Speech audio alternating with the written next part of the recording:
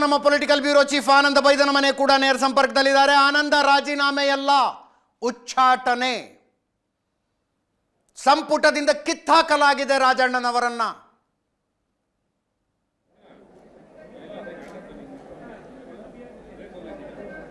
S Ajit, ಈ ಒಂದು ತೀರ್ಮಾನದ ಮೂಲಕ ನಾನು ಈಗಾಗಲೇ ಹೇಳಿದಾಗೆ ಇದು ಕೇವಲ ರಾಜಣ್ಣವರ ರಾಜೀನಾಮೆಗೆ ಅಷ್ಟೇ ಸೀಮಿತವಾದ್ದಲ್ಲ, ಬದಲಾಗಿ ಇದರ ಹಿಂದಿರ್ತಕ್ಕಂಥ ಎಲ್ಲರಿಗೂ ಕೂಡ ಒಂದು ಸ್ಪಷ್ಟವಾದ ಸಂದೇಶವನ್ನು ರವಾನೆ ಮಾಡಲಾಗಿದೆ. ರಾಜಣ್ಣ ಇರ್ಬೋದು, ಸತೀಶ್ ಜಾರಕಿಹೊಳಿ ಇರ್ಬೋದು, ಮಹದೇವಪ್ಪ ಇರ್ಬೋದು, ಅಥವಾ CM ಮಟ್ಟದಲ್ಲಿ ಗುರುಸ್ಕೊಂಡಿರ್ತಕ್ಕಂಥ ಎಲ್ಲ ನಾಯಕರು ಕೂಡ ಒಂದು ಸ್ಪಷ್ಟವಾದ ಸಂದೇಶ ಕೊಡುವಂಥ ಹಿನ್ನೆಲೆಯಲ್ಲಿ ಹೈಕಮಾಂಡ್ ಈ ನಿರ್ಧಾರ ತೆಗೆದುಕೊಂಡಿದೆ ಅಂದರೂ ಕೂಡ ತಪ್ಪಾಗಲಾರದು.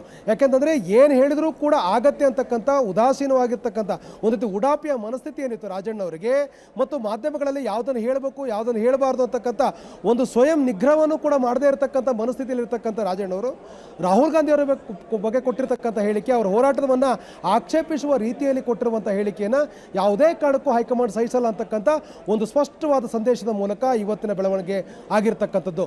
ಇದನ್ನು ಕಂಟ್ರೋಲ್ ಮಾಡುವಂಥ ಪ್ರಯತ್ನವನ್ನು ಮುಖ್ಯಮಂತ್ರಿ ಸಿದ್ದರಾಮಯ್ಯ ಬೆಳಗ್ಗೆಯಿಂದಲೂ ಕೂಡ ಮಾಡಿದ್ದಾರೆ. ಆದರೆ ಸಾಧ್ಯವಾಗದೇ ಇದ್ದಾಗ ಅನಿವಾರ್ಯವಾಗಿ ಅಕಾಡೆಮಿಕ್ ಆಗಿ ಅಧಿಕೃತ ಮುದ್ರೆ ಅನ್ನುವ ಹಾಗೆ ಇವರನ್ನ ಸಂಪುಟದ ಉಚ್ಚಾಟನೆ ಮಾಡುವ ನಿರ್ಧಾರವನ್ನು ತೆಗೆದುಕೊಂಡು ಅಧಿಕೃತವಾಗಿ ಅದು ಕಾನೂನಾತ್ಮಕವಾಗಿ ಜಾರಿ ಆಗ್ತಾ ಇದೆ.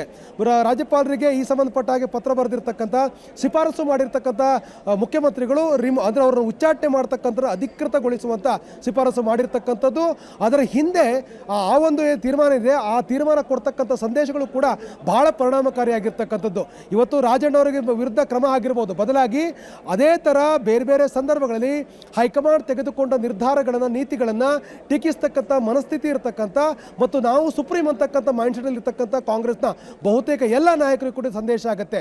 ಇದು ಕೇವಲ ಓರ್ವ ಸಚಿವನಿಗಷ್ಟೇ ಸೀಮಿತ ಆಗಲ್ಲ, ಬದಲಾಗಿ DK ಶಿವಕುಮಾರ್ ಬಣದಲ್ಲೂ ಕೂಡ ನಿಂತುಕೊಂಡು ರಿಯಾಕ್ಟ್ ಮಾಡ್ತಕ್ಕಂಥ ಶಾಸಕರು ಇರ್ಬೋದು, ಸಿದ್ದರಾಮಯ್ಯ ಬಣದಲ್ಲಿ ನಿಂತು ಬ್ಯಾಟಿಂಗ್ ಮಾಡ್ತಾ ಇರತಕ್ಕಂಥ ಸಚಿವರಿಗೂ ಕೂಡ ಇದು ಒಂದು ಸ್ಪಷ್ಟವಾಗಿರ್ತಕ್ಕಂಥ ಪಾಠ ಅಂದರೂ ಕೂಡ ತಪ್ಪಾಗಲಾರದು. ಸ್ವತಃ ಮುಖ್ಯಮಂತ್ರಿಗಳು ಈಗ ತಮ್ಮ ಜೊತೆ ಇರತಕ್ಕಂಥವರ ಬಗ್ಗೆ ಒಂದು ಸ್ಪಷ್ಟವಾದ ನಿರ್ಧಾರವನ್ನು ತೆಗೆದುಕೊಳ್ಳದೇ ಇದ್ದರೆ ಇದು ಮುಂದಿನ ದಿನಗಳಲ್ಲಿ ಇನ್ನಷ್ಟು ಹೆಚ್ಚಾಗ್ತಕ್ಕಂಥ ಸಾಧ್ಯತೆಗಳು ಕೂಡ ಇದೆ, ಮತ್ತು ಇಂಥದೇ ಪರಿಣಾಮಗಳನ್ನು ಬಹುತೇಕ ಸಿದ್ದರಾಮಯ್ಯ ಬಣದಲ್ಲಿರ್ತಕ್ಕಂಥ ನಾಯಕರೆಲ್ಲರೂ ಕೂಡ ಅನುಭವಿಸುವಂಥ ಸನ್ನಿವೇಶವನ್ನು ಕ್ರಿಯೇಟ್ ಮಾಡುತ್ತೆ ಅಂತಕ್ಕಂಥ ಒಂದು ಸ್ಪಷ್ಟವಾಗಿರ್ತಕ್ಕ ಸಂದೇಶವನ್ನು ರವಾನೆ ಮಾಡಿದೆ. ಅಜಿತ್, ಎಸ್, ಮಾರುತೇಶ್ ನಮ್ಮ ಜೊತೆ ನೇರ ಸಂಪರ್ಕದಲ್ಲಿದ್ದಾರೆ, ನಮ್ಮ ಕಾಂಗ್ರೆಸ್ ಬೀಟ್ನ ರಿಪೋರ್ಟರ್. ಮಾರುತೇಶ್, ಬಹಳ ಇಂಪಲ್ಸಿವ್ ರಾಜಕಾರಣಿ ರಾಜಣ್ಣ. ಏನೋ ನನ್ನನ್ನು ಸಂಪುಟದಿಂದ ವಜಾ ಮಾಡಿಬಿಟ್ರು, ನನ್ನ ಹಣೆ ಬರ ಸರಿ ಇಲ್ಲ, ಟೈಮ್ ಸರಿ ಇಲ್ಲ ಅಂತ ಮನೆಗೆ ಕೂತ್ಕೊಳ್ಳೋ ಸ್ವಭಾವದವರಲ್ಲ ಇವರು. ವಾಟ್ ನೆಕ್ಸ್ಟ್, ಏನು ಮಾಡ್ತಾರೆ?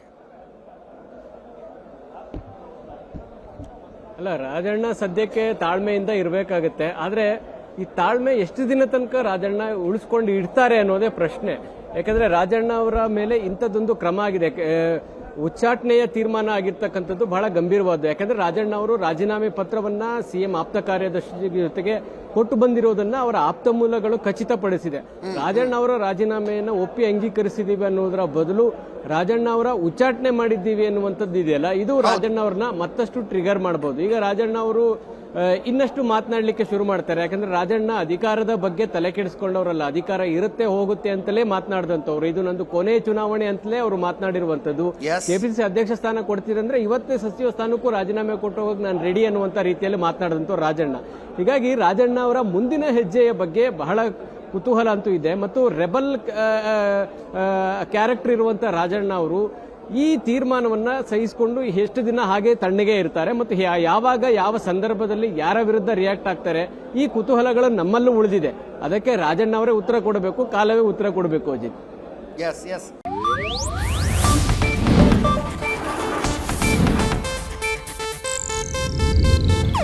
ಇದು ಏಷ್ಯಾನೆಟ್ ನ್ಯೂಸ್ ನೆಟ್ವರ್ಕ್ ಪ್ರಸ್ತುತಿ.